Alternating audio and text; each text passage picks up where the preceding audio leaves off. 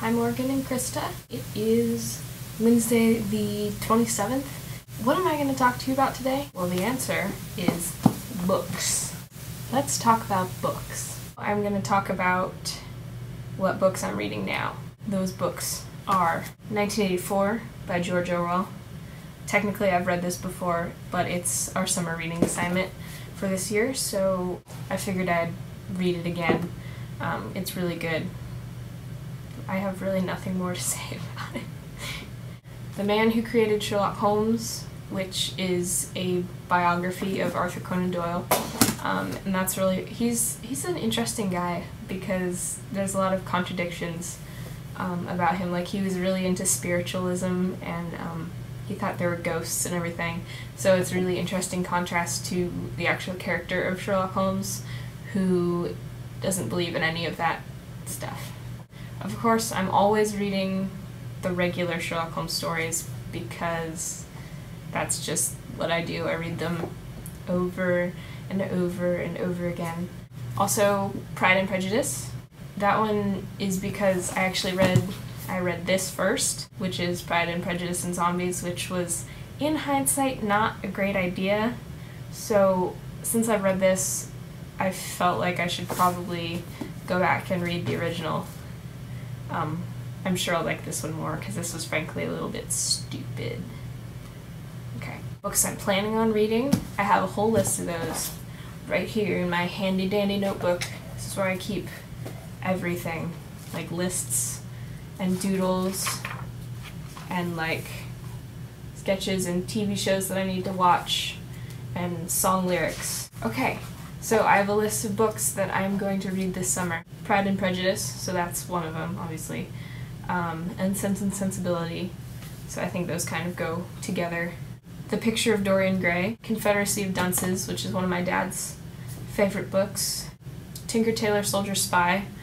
I started it during the school year, and because I don't have any time to read during the school year, I didn't finish it, and I had to turn it back to the library.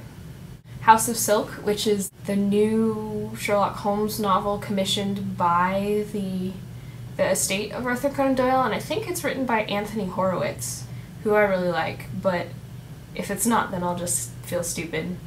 And The Curious Incident of the Dog in the Nighttime. The Devil in White City, which is a book about murders during the World's Fair, I think. And that's my list right there.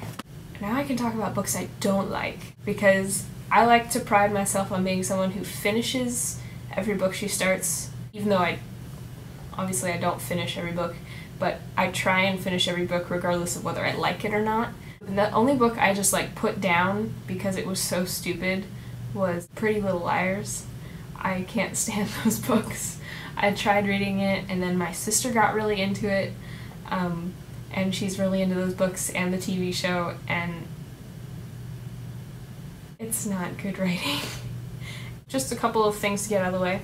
I am duly punished, and when you guys, or when Morgan revealed to me the song I'd be singing, I started like cracking up because I love that song. It's hilarious, and my friends and I sing it all the time, so that will be no problem for me to sing that. I'll have to do it next time though because I need to get ready, I think. Seattle is pretty cool. I like it. It's just kind of like a bigger version of Portland. Like, there's not a whole lot of difference between Portland and Seattle. Morgan. This is a thing that makes me angry whenever I hear it. When people say 6-month anniversary or 1-week anniversary or whatever, anything that's not a year. I can't punish you for this, but it's like saying utilize to me. By nature, the word anniversary, it means years. So when you say 6-month anniversary, it's technically, that's not a thing, and it's just me being the natural, like, nitpicker that I am, but it's like one of my biggest pet peeves is when people say that, you know, that, and I'm chastising you for it just because it's nothing against you, you probably didn't know, but still, it makes me angry. It's kind of like saying I could care less. It's just one of those little grammar-y things, so don't say that anymore because it's not accurate. Goodbye, Morgan and Krista, and I will smang it for you guys on Saturday.